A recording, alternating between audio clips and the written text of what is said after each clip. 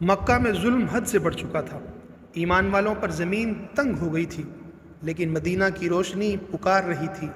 نبی کریم صلی اللہ علیہ وآلہ وسلم نے ہجرت کی اجازت فرما دی، اور پھر ایک ایک کر کے وہ نفوس قدسیہ اپنا سب کچھ قربان کر کے نکلنے لگے۔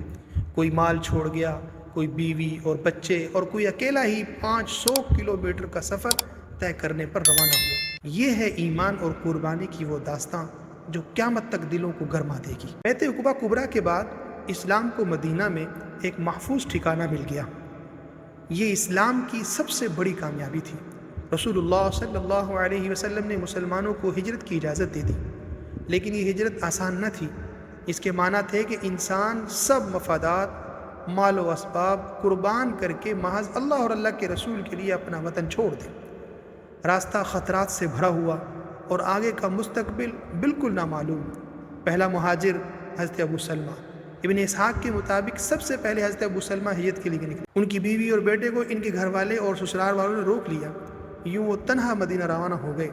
حضرت ام سلمہ 1 سال تک مدینہ کے اطراف روتی رہیں۔ آخرکار خاندان والوں کو رحم آیا، بیٹا واپس ملا، اور وہ تنہا 500 کلومیٹر کا سفر طے کر کے مدینہ پہنچی۔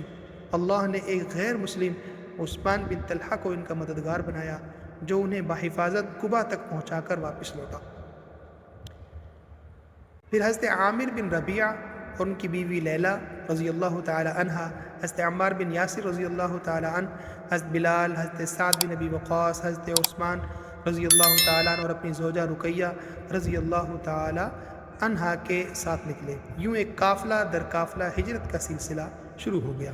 فرمایا کہ جب حضرت صہیب رضی اللہ تعالیٰ نکلنے لگے تو قریش نے کہا کہ تم فقیر تھے، یہاں دولت کمائی، اب سب ساتھ لے جا رہے ہو؟ حضرت صہیب رضی اللہ تعالیٰ نے فرمایا اگر مال چھوڑ دوں تو راستہ دو گے؟ قریش راضی ہو گئے، وہ اپنا سب کچھ چھوڑ کر نکلے۔ نبی کریم صلی اللہ علیہ وسلم نے یہ سن کر فرمایا صہیب نے نفع اٹھایا، صہیب نے نفع اٹھایا۔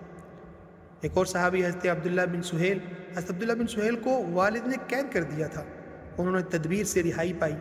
بدر کے موقع ملا تو مسلمانوں میں شامل ہو گئے۔ بعد میں ان کے والد سہیل بھی فتح مکہ کے دن ایمان لے آئے۔